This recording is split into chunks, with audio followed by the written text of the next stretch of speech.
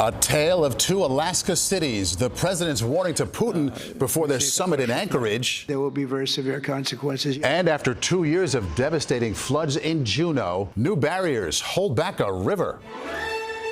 From CBS News headquarters in New York, this is the CBS Evening News. Good evening, I'm Maurice Dubois. John Dickerson is on assignment. President Trump raised the stakes today for his face-to-face meeting with Russian President Putin this Friday. Mr. Trump warned there will be very serious consequences if Putin does not agree at that summit in Anchorage, Alaska, to end the war with Ukraine. But at the same time, the president tried to lower expectations. He said that if the first meeting goes okay, we'll have a quick second one, a meeting that he said would include Ukraine's President Zelensky, who will not be at the Friday summit. Ed O'Keefe keeping score at the White House. Ed, some tough talk from the president just 2 days before that meeting with Putin. That's right, Maurice. As the two leaders head towards their Friday meeting, European leaders, including Zelensky, are urging the president not to give up too much to Vladimir Putin. And President Trump today admitted there may be little he can do to get the Russian leader to stop the fighting. It is here at Joint Base Elmendorf-Richardson in Anchorage, Alaska, where President Trump will meet Vladimir Putin on Friday, a base still used to track and deter Russian aggression. Ahead of the widely anticipated face-to-face, the leader who isn't invited, Volodymyr Zelensky, pressed Trump today on a video call to push the Russian leader for a ceasefire. Putin is bluffing, Zelensky said he told Trump and other European leaders, and is building up forces along the Ukrainian front to show he could occupy all of Ukraine. It's going to be a very important meeting. In Washington, Trump said he told the Europeans Friday is just the start. There's a very good chance that we're going to have a second meeting, which will be more productive than the first, because the first is I'm going to find out where we are and what we're doing. European leaders wanted to talk to Trump beforehand out of concern he might make concessions to Putin when they meet alone.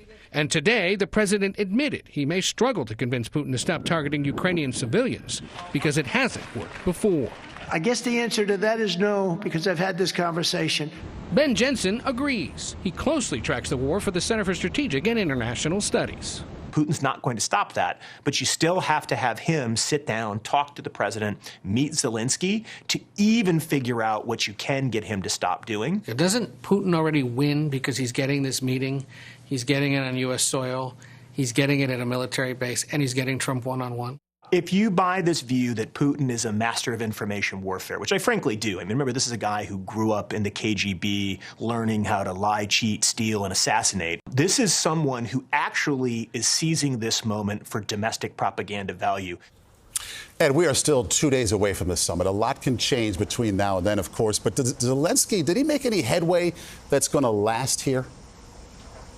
Well, that is the big concern for European leaders and Zelensky tonight. It's encouraging that the president heard them out as he promised. But the problem is today's meeting happened 2 days before the big meeting. Recent history shows that ahead of big decisions and big moments, the president can be most influenced by whoever he's spoken to most recently. So since he's seeing Putin next, the Europeans worry he may come out more sympathetic to the Russian perspective. Okay, separate topic here. Ed, the president added more details on his plans for policing in D.C. and elsewhere. What are you learning about all that? Well, remember, the president's federal takeover of the D.C. police can only last for up to 30 days before Congress is essentially required to step in and either pass an extension or tell him to stop it. The president said today 30 days isn't enough, and he's likely to ask Congress for some kind of an extension and possibly national legislation on policing policy. Overnight, there were more than 40 arrests made as part of the federal takeover of D.C., with more National Guard troops expected on the streets of the nation's capital tonight. Okay, Maurice. We'll be watching. Ed O'Keefe at the White House, thank you. And CBS News will bring you extensive coverage of the Trump-Putin summit. John Dickerson and Margaret Brennan will be reporting from Anchorage.